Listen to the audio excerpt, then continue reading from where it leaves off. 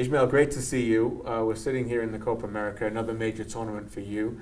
It's just over 2 years since you actually made your professional debut. Do you ever look back and think how fast this has come? Not really.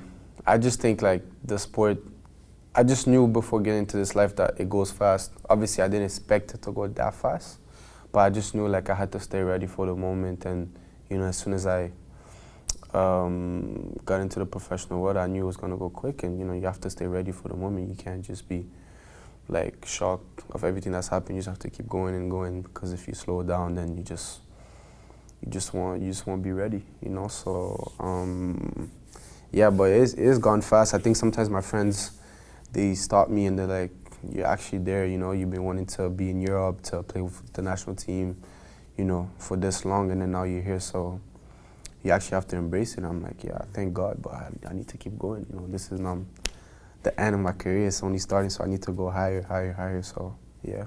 Canada's certainly glad that it's just the start. I can tell you that much. What does Ismael Kone know now that you didn't know that first game before you got on the field to score against Santos Laguna? Oh, what did I knew?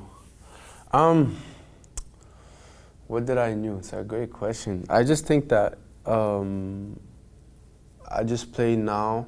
I don't think I lost the passion for it. What I will say is like, I just understand more the level it requires to be at the top. You know, the demand people have, the demand you should have on yourself to, if you want to go to those places, you need to have on yourself. And yeah, I think this is like a mind switch where like, okay, like every training is a chance for you to get better.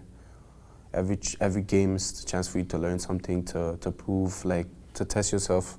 So like I would say the game is like the end of the preparation for the whole week, you know, and then there's the next game and then so whatsoever. So I just think like it's just being more focused and making sure like every part of my game is, I wouldn't say perfect because you can never be perfect, but make sure that it's good and I could help my team win and I could show what I can do, really. That's what I'll say that I learned in the last 2 years. Great answer, love that. And has it taken times by getting dropped at Watford, or I think about the start for Canada when you had that and you got taken off at half time, has it been those moments where you've had to have some self-reflection to now become like, you're an automatic starter for this team now, like the last 10 games you've been playing? Yeah, I think failure helps so much. I just think like you cannot go to the top and expect like it's just gonna go like this. Obviously you want to, but it's gonna be bumps, you know? Right. There's so much stuff that goes into success and just, you have to be ready for it. But the thing is though, I'm someone that loves it. Like I just want to get better every single day. I just want to learn. I just want to be the best I could be. So, you know, moments like this, like you said, getting subbed off, you know, I had to watch that game back and be like, okay, like this is what it takes. Right. This is the level I'm at. This is the level I'm trying to get to. I think when I first joined Watford, the first 6 months I didn't play so much, so I needed to sit back and kind of watch and see what I can do to be on the pitch, and not just to be on the pitch and stay on the pitch.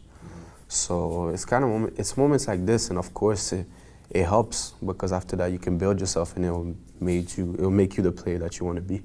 You're becoming a regular at Watford now, just like you are for Canada as well. Yeah. What are you loving about England? What do you like about that? And is it the environment, the need to win every game? Then what about the football world over there that you enjoy? I just think that you have I wouldn't call it pressure. I don't think it's pressure because I think it's a gift to play football, right?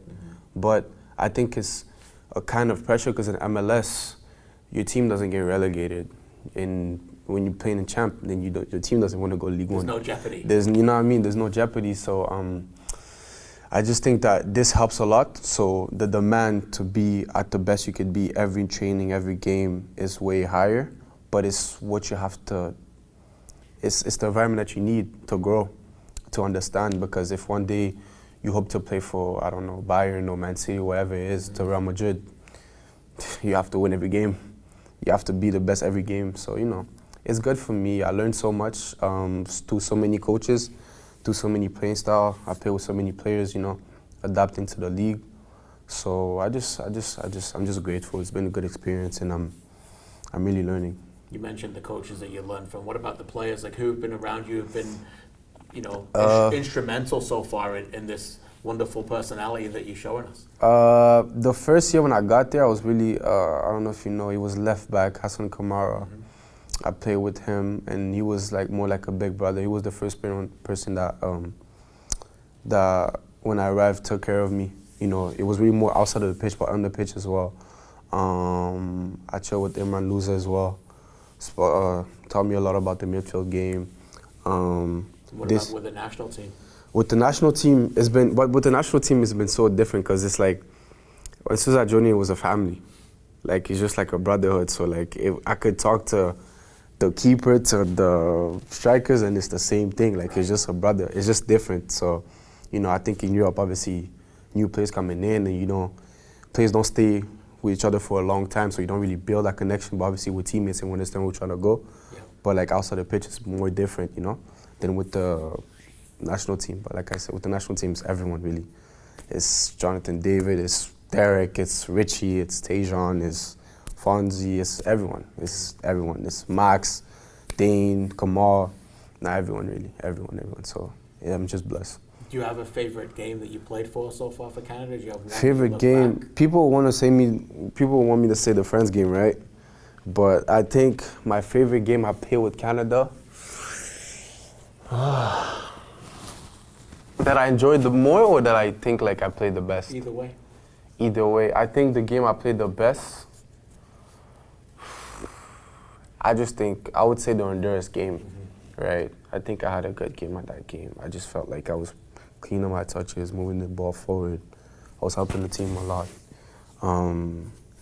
Yeah, I would say that. And the game I enjoyed the most, I would say the game we qualified for the World Cup. But I didn't even play that game, but it's just like, I just had a moment where I just looked around and it was just like, boy, it's crazy. Like, we actually qualified for the World Cup, you know. It don't happen every day. So even though I didn't play, it was a great moment. You know, I got to celebrate. My friends was there, my mom was there. My mom wasn't there, my friends was there, but it was cool. It was cool. A couple more questions, and again, thanks so much for your time. You talked about qualifying for the World Cup. Have you allowed yourself to think about playing on home soil in Canada, June 2026, what that's going to be like to play for Canada in a home World Cup? It's going to be crazy. But I just think that the preparation for us is starting now, and so for us to more enjoy, I don't know if you know what I mean, but it will be better for us because we've seen what it takes for last World Cup, and we know where we want to be, so it's going to help us in this tournament. But home soil is going to be nice as well.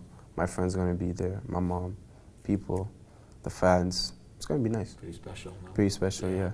So what does the next couple of years look like for you then in your I mean, you're a very intelligent guy. I'm sure you planned a few things out before now, you know, ahead of the next World Cup. The last 2 years have flown by. What's the next couple of years like, some of your internal goals?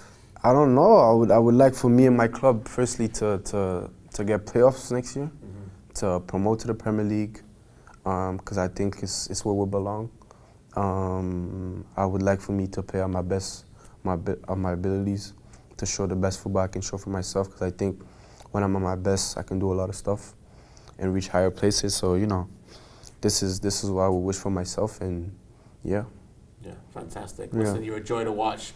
On all Canada I speak for, they're so happy that you're in that midfield and many years to come as well. So keep going. And again, thanks for your time. Thank you. Appreciate it. Appreciate it.